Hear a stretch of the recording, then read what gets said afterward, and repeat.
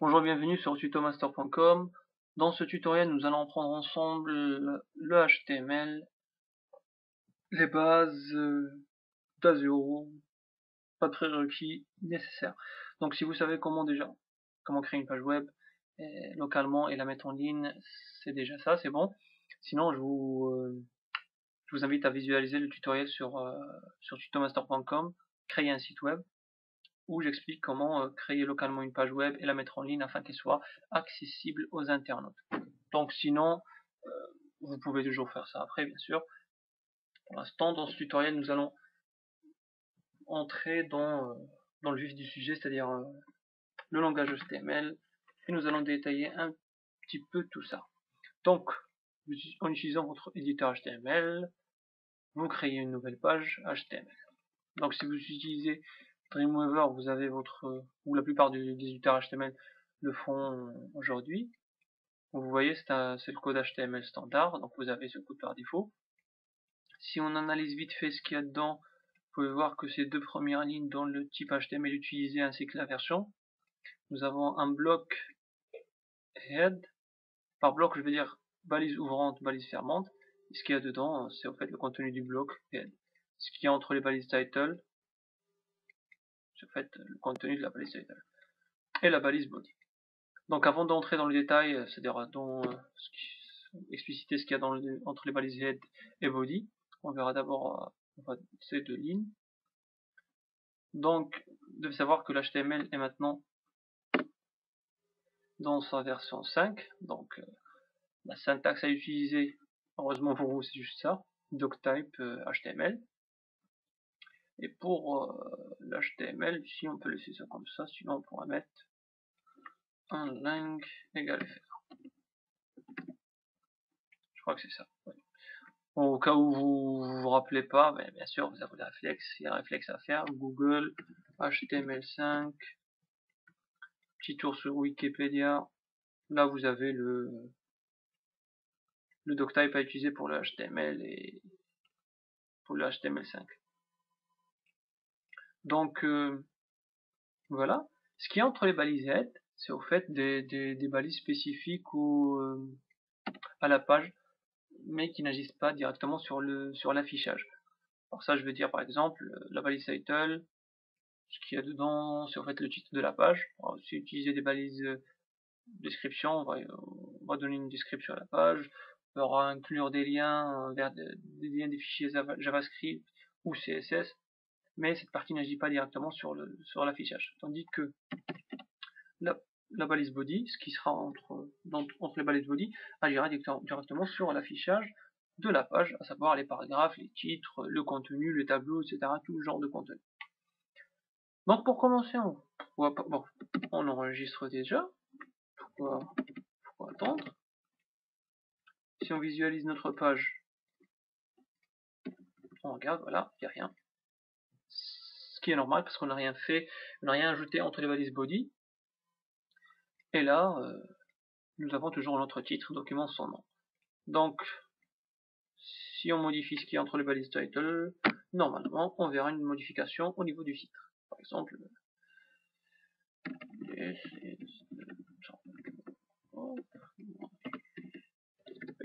ok. On enregistre, un petit CTRL F5, ou F5 directement, et voilà. This is the title of my page. On voit très bien que le titre a changé. Vous pouvez vous amuser à changer le titre. Ça sert à rien pour l'instant. Donc, passons par exemple là, si on veut afficher quelque chose. Écrire un petit paragraphe avec un titre. Pour faire ça, vous devez savoir que l'HTML marche avec des balises, voilà. Tout marche avec des balises. Ce qu'il y a entre les balises B, le navigateur interprétera ça comme étant un paragraphe. Ce qui est entre les balises title, le navigateur va interpréter ça comme étant un titre et saura quoi faire avec. Donc, pour faire un paragraphe, on n'a qu'à faire une balise ouvrante P et une balise fermante P. Les balises fermantes commencent toujours par un slash. Donc là, on pourra écrire ce qu'on veut. On va remplir avec du lorem ipsum. Là, c'est au fait juste un texte de remplissage. Je crois que vous avez déjà rencontré ce texte dans des sites qui proposent des thèmes, par exemple. Ouais, des thèmes, généralement c'est des thèmes pour sites web ou des kits graphiques qui remplissent la plupart du temps leur site ou leurs articles par ce texte. Donc on enregistre. Ici, j'ai perdu ma page. Si on regarde notre page, et voilà notre texte ou notre paragraphe qui est visible. Voilà. Pour ajouter un titre, au paragraphe, c'est la balise H1 ou H2 ou H3 ou jusqu'à H6. En fait, les numéros, c'est juste pour différencier l'importance du titre. Par exemple, si on dit un H6, un titre H6 est moins important qu'un titre H1. Titre H1 étant plus important qu'un titre H6. On verra ça dans le navigateur directement. Si vous regardez, pour l'instant, nous n'avons pas imposé un style au titre H1 ou au titre H6. Donc le navigateur interprète comme il veut le titre H1 et le titre H6. Comme vous voyez, le titre H1 a plus d'importance que le titre H6. Quand je dis plus d'importance, c'est pas juste dans le design, c'est aussi dans le référencement, c'est-à-dire quand Google analyse vos pages web, il donne plus d'importance au titre H1. Donc si vous avez des mots-clés importants à faire dans votre vouloir faire valoir, donc utilisez-les dans les titres H1. Et voilà. Donc on va utiliser notre titre H1. On pourra peut-être par exemple ajouter un petit lien, pourquoi pas. Pour ajouter un lien, bon, c'est la balise A. Voilà, on n'oublie pas de fermer notre balise. Si vous utilisez Dreamweaver, c'est quand vous ajoutez une balise, que vous ouvrez une balise, vous avez toutes les propriétés que vous pouvez utiliser, ce qui est assez intéressant. On peut ajouter, pour mettre un lien, le lien vers lequel va pointer notre texte, c'est href, c'est l'attribut href, et là on pourrait mettre notre lien qui, par exemple, sera google.fr. Pourquoi pas. On pourrait aussi ajouter l'attribut target pour ce fait cible en français. Target blank. Voilà. Blank pour dire qu'en fait le lien sera ouvert sur une nouvelle fenêtre. 5, j'ouvre, voilà. Si je clique sur le lien, j'ai en fait une nouvelle fenêtre qui s'offre à moi avec le lien que j'avais mentionné sur le href. Donc si j'enlève le target, normalement, si vous suivez très bien, vous saurez que si je clique, la page Google s'affichera sur la même page. Parce que j'ai pas précisé la cible du lien, et comme par défaut la cible du lien et la page elle-même, donc la page s'ouvre sur la page courante. Un petit CTRL-S, pourquoi pas. Donc voilà, nous avons un titre, un paragraphe, un lien, il nous manque des images. Donc pour faire des images, contrairement aux autres balises, vous ne trouverez pas quelque chose de la sorte, c'est-à-dire image, image, image. Balise ouvrante image, une balise fermante image. Non, parce que c'est une balise qui n'a pas besoin d'être fermée puisque le slash est dans la balise ouvrante. Donc pour image, ce qu'il faut, les attributs pour l'image, c'est la source. Pour source, on va trouver une petite suite.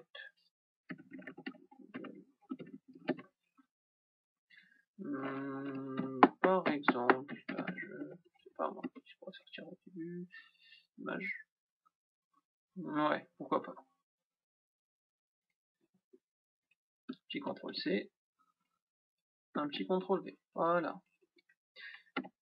On pourrait se contenter de ça, mais il est fortement conseillé d'ajouter un autre attribut qui est l'attribut alt. C'est au fait alt, ça veut dire au cas où l'image ne sera pas affichée, c'est ce texte qui sera dans la balise alt qui sera affiché. Donc là je vais mettre Super Mario. Mais en plus de ça, c'est aussi bénéfique pour votre référencement. En fait, c'est quand Google analyse vos pages, quand il arrive vos images, ben, il n'a pas d'informations sur votre image, si ce n'est ce qu'il y a ce qu'il y a dans la balise alt. Donc il vient analyser ce qu'il y a dans la balise alt, et puisqu'il y a Super Mario, il saura que c'est une image de Super Mario, et c'est tout bénéfique pour votre référencement. Donc c'est une autre histoire, mais je vous le dis maintenant parce que c'est assez intéressant comme manœuvre. Donc j'enregistre. Si je fais un F5, je peux voir mon image toute moche. Je peux voir mon image avec du titre, avec du paragraphe. Nickel. Franchement, voilà, il y a pas grand chose à savoir à part ça, si ce n'est les tableaux aussi. Et je vous montrerai ça un petit peu plus tard, tout de suite. Donc voilà, nous avons réussi à faire notre image, un titre, un paragraphe. C'est pas aussi compliqué que ça. Mais comme vous voyez, voilà, c'est moche, c'est naze, c'est pas joli à voir. Donc, premier réflexe que vous aurez peut-être, si vous utilisez Word ou si vous... c'est de prendre tout ça et mettre dans un tableau et centrer le tableau. Mais on fera pas ça.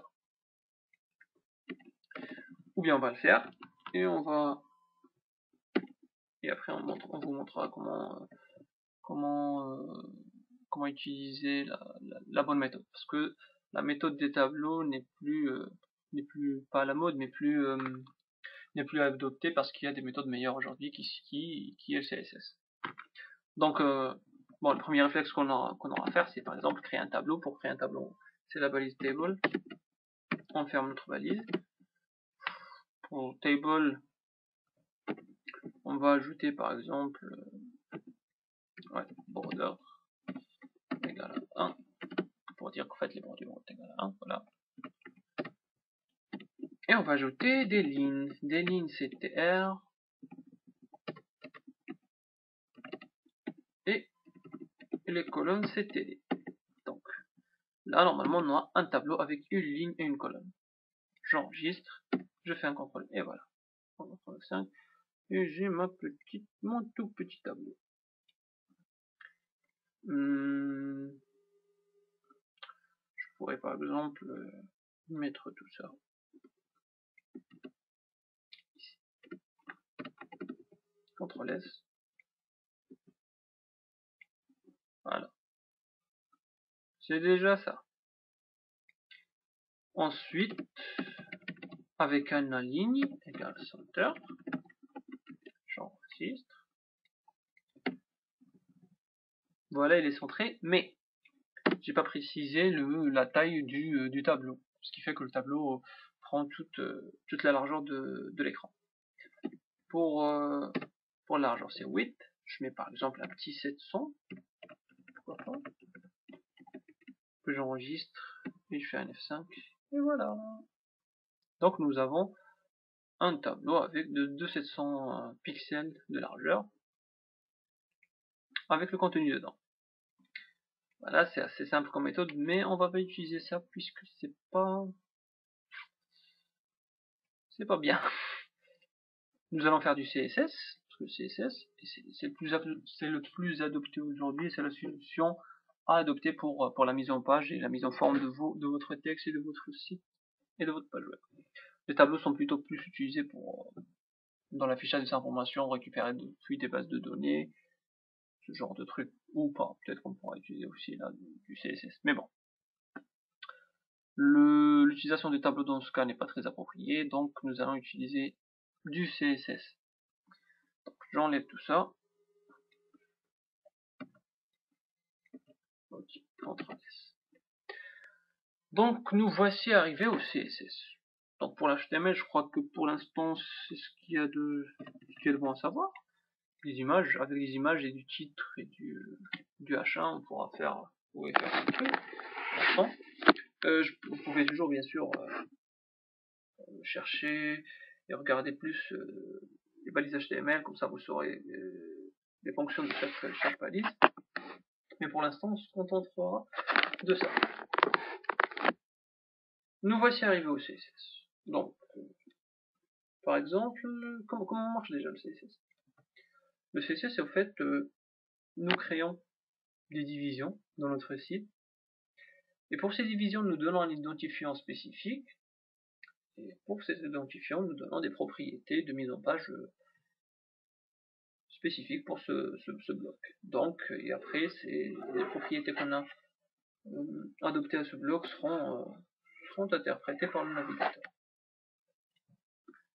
Bon, pour mettre du CSS entre les balisettes, je vais mettre mon style.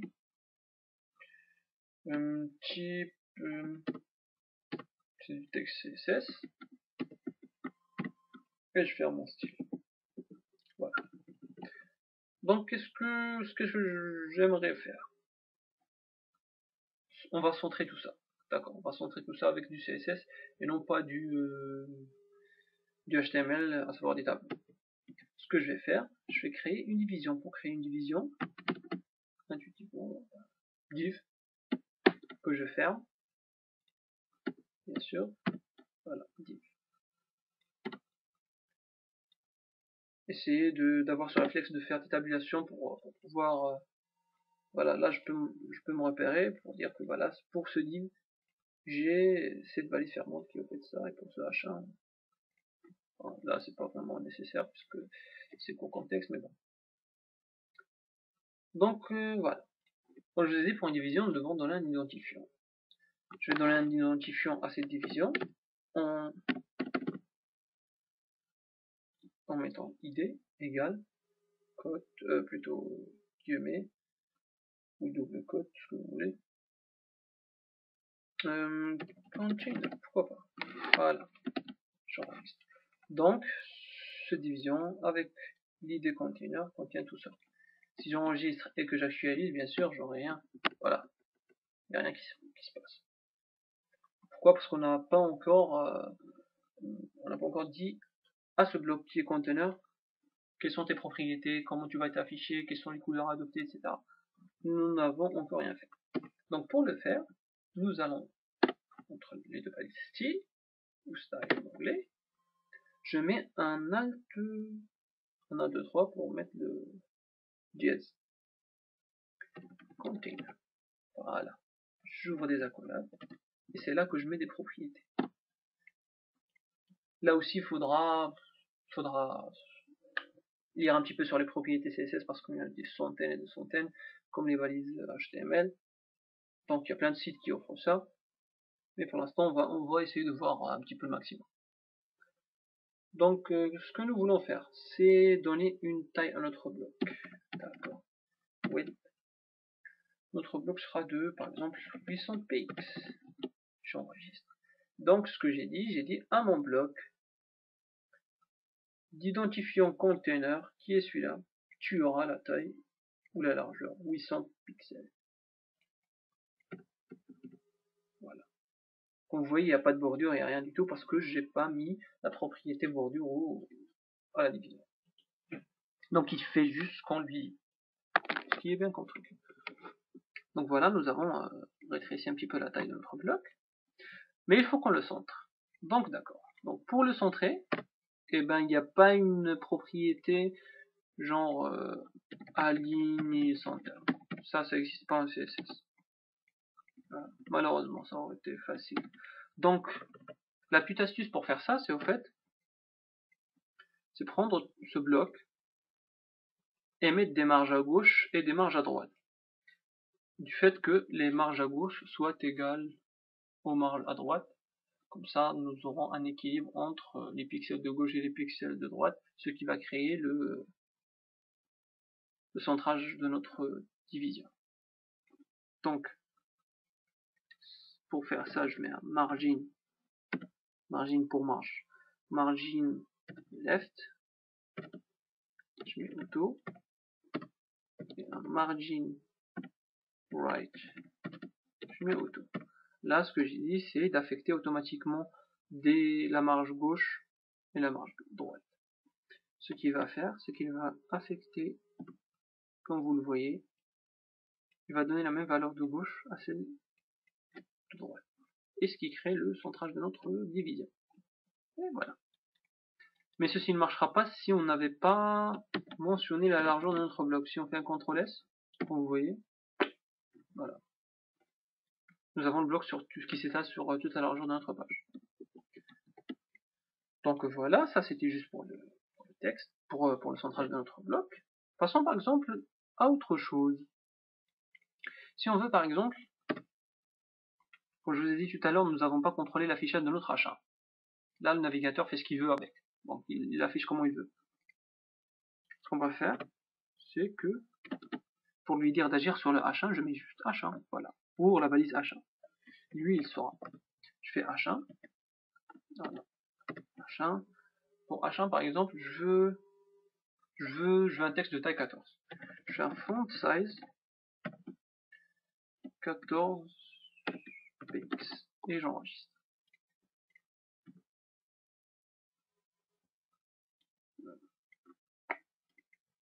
C'est ce qu'il me fait. Si je mets un 18,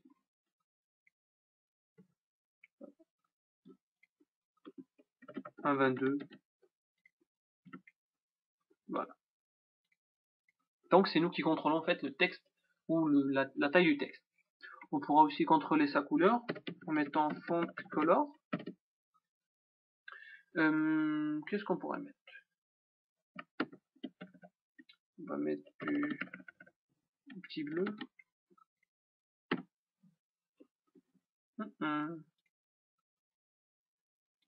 Ah ok, c'était pas font color, c'était plutôt color. Ouais, voilà. Voilà, nous avons réussi à modifier la taille, la couleur. Qu'est-ce qu'on pourrait aussi faire? Un texte decoration pour décorer du texte. Je vais mettre par exemple underline si vous voulez souligner votre texte, mais qui est moche. Donc je retire tout ça. Voilà. Donc là voilà, c'est un petit peu le principe du CSS. C'est au fait mentionner le bloc ou la balise dont on veut contrôler les propriétés de mise en forme et de mettre les propriétés qu'on veut. Par exemple, on peut aussi, je vais créer un autre bloc, par exemple, mais à l'intérieur du bloc container. Je peux créer par exemple un div que je vais appeler plutôt là. Je vais appeler id égale error. J'oublie pas de fermer. Ou plutôt non. Je vais pas le mettre tout ça, bien sûr. Je suis pas ici. Dans ce bloc header, je vais mettre un très gros titre.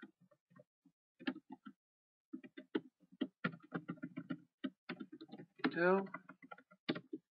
Et là, je vais mettre un P avec un ID ou une classe. Vous pouvez toujours utiliser une classe. Une classe, c'est en fait comme un ID, sauf que la classe peut être utilisée plusieurs fois dans la même page. Par exemple, si vous allez par exemple utiliser container plusieurs fois dans votre page, utilisez une classe, c'est-à-dire classe, voilà, classe à la place de container, puisque identifiant c'est quelque chose d'unique qui identifie un bloc. Donc là, je voulais dire un paragraphe, P, je ferme. Pour ce paragraphe, je vais donner une classe que j'ai appelée description. Ah, qu'est-ce que c'est que ça? Voilà, description. Ceci est une description. Voilà, j'enregistre.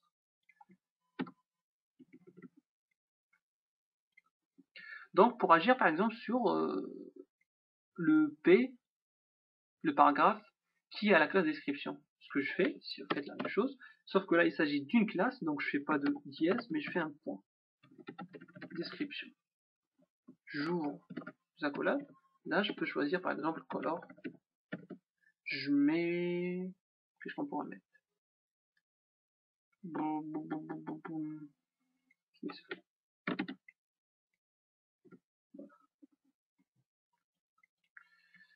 Si vous n'aimez pas, vous pouvez toujours, par exemple,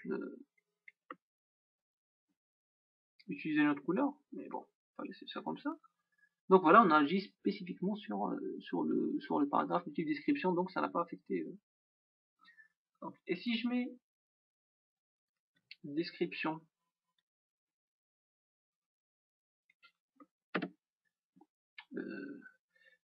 plutôt si par exemple j'ai ce même, voilà. Là comme je vous dis, pour les cases on peut les utiliser deux fois. Donc si je fais un, j'actualise, voilà, vous pouvez voir que mon texte est en vert, puisque c'est la seule propriété que j'ai faite. Mais si je veux par exemple que juste la description, c'est-à-dire celle-là, la description du leader soit en noir, tandis que l'autre reste en vert. Ce que je fais, c'est que je dois en fait être plus explicite dans mon CSS. Comment ça? Là, vous pouvez voir que ma classe description se trouve à l'intérieur du bloc header. Vous voyez très bien. Donc pour dire, ce qu'on va faire, c'est que on va mettre header espace point description. Ça pour dire que pour la classe description qui se trouve à l'intérieur du bloc header, je vais utiliser la couleur. Ah là j'ai fait l'inverse, mais bon. Je vais utiliser la couleur verte. Donc dans ce cas, qu'est-ce qui va se passer? Seule la description du header sera en vert, normalement. Et voilà. Si je veux que juste la description qui est à l'intérieur du bloc, là c'est quel bloc? Oui, ça c'est le bloc container.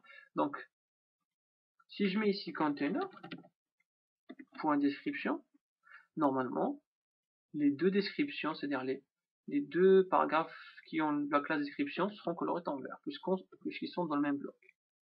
Et voilà. Donc ça, pour dire que si vous voulez qu'une classe ou bien qu'un identifiant spécifique ou qu'une division spécifique ait des attributs spécifiques parce qu'il se trouve dans un bloc autre qu'un autre bloc, ben il suffit d'être explicite dans vos déclarations d'identifiant de classe. Bon, c'est ça. Sinon, il y a aussi ce qu'il y a bon à savoir, c'est la balise body. En fait, voilà, c'est la grande balise là qui regroupe tout. Là, la balise body, on met des attributs qui en fait sont communs à toutes les divisions. Par ça, par exemple, je vais vous montrer tout de suite, par exemple, l'arrière-plan de la page. On met un background, on choisit une couleur, par exemple le gris. Ça, c'est quelque chose de commun pour toute la page, donc on le met dans le body. Ça ne marche pas. Pourquoi? Ouais, en fait, puisque body est une balise, excusez-moi, donc on n'a pas à mettre le dièse. Voilà. Nous avons toute notre page qui est donc on peut toujours choisir de pas étaler tout l'arrière-plan sur tous les blocs. Si vous voulez par exemple que notre bloc container soit en blanc, voilà, notre ID container qui contient notre titre et nos paragraphes, nos descriptions et notre header, on peut choisir de mettre l'arrière-plan en blanc. En venant ici sur le bloc container, en mettant background et en mettant du blanc. Voilà. On a notre texture. On peut aussi, dans le body, choisir la famille de police du texte, du Verdana par exemple, ou aussi la taille du texte par défaut. Voilà, 12. Je mets un CTRL 5, voilà, c'est plus joli avec du Verdana. Donc la balise body, les attributs en fait sur la balise body sont les attributs par défaut. Donc si on n'explicite pas ou on ne donne pas des attributs spécifiques à un bloc qui se trouve à l'intérieur, donc il aura les attributs de la balise body, à savoir le font size, le font family et le background. Donc on peut aussi ajouter comme vous voyez là le texte est attaché aux extrémités, ce qui n'est pas très joli à voir, on pourrait peut-être le décaler un petit peu. Pour ça on peut faire soit des paddings, soit des margins. Padding ça veut dire une marge intérieure, alors que margin veut dire une marge extérieure. Par exemple, pour padding, pour padding, on va mettre du padding sur le container.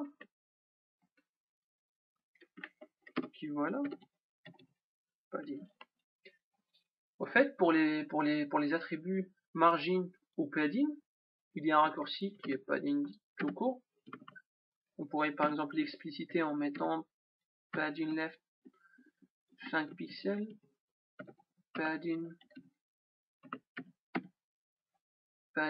bottom pour padding du bas, c'est-à-dire du bas 5 pixels par exemple, ou padding right, padding top Voilà, on pourrait mettre 4 lignes, alors qu'on pourrait peut-être juste les mettre dans un attribut qui est padding sans expliciter mettre left, right, etc. Mais plutôt dans les valeurs en écrivant ce raccourci qui est 5 pixels, 5 pixels, 5 pixels, 5 pixels. Ça c'est pour le haut, ça c'est pour la droite, ça c'est pour la droite, excusez-moi, pour le bas et pour la gauche. On n'oublie pas le point virgule, F5, et voilà. On voit très bien que maintenant on a un petit espace, une petite marge entre notre texte et notre conteneur.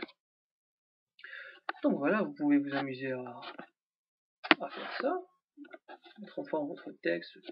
Pour du gras par exemple, oui, on peut choisir par exemple ici. Alors vous allez me dire comment mettre le voluptate en gras. Comment mettre une classe. Alors on peut pas mettre un paragraphe à l'intérieur d'un paragraphe, c'est pas logique quand même. C'est pour ça qu'il y a la balise span. Span c'est juste pour encadrer un petit texte ou un petit bloc d'informations pour y mettre une classe ou quelque chose de spécifique. Donc span, classe, je vais mettre gras, je l'appelle gras. Je viens ici, puisque c'est une classe, j'utilise un point, donc pas de gras par exemple. Pour gras, c'est font weight, plutôt c'est font.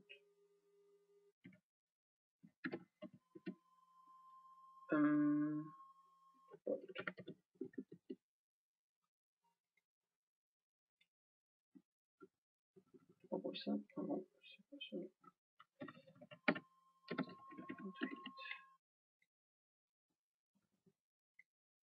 C'est toujours pas ça.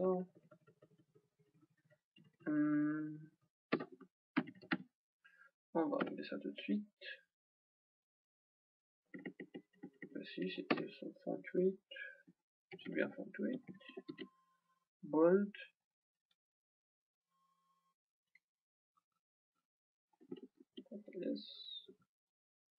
Voilà. Voluptate est en gras. Donc ce qu'on a fait, c'est en fait mettre le voluptate entre la balise span avec une classe gras et d'attribuer les attributs nécessaires afin de mettre le texte en gras. Donc voilà, c'est vrai qu'il y a beaucoup de choses encore à savoir, il y a plein d'autres balises, plein d'autres astuces à faire, plein d'autres propriétés à connaître sur le CSS. Je vous laisse le soin de les découvrir. Donc, mais je vous laisse avec ça pour l'instant. Dans les prochains tutoriaux, je serai spécifique, enfin, je traiterai des cas assez spécifiques. Comme ça, on aura l'occasion de connaître plus de propriétés CSS ou de balises HTML spécifiques à des cas. Donc, voilà, je vous dis à très bientôt. Si vous bloquez quelque part ou que vous avez plus d'informations sur une partie du tutoriel, n'hésitez pas à laisser des commentaires, j'essaierai de répondre. Donc voilà, je vous dis à très bientôt et bon courage pour la réalisation de ce tutoriel.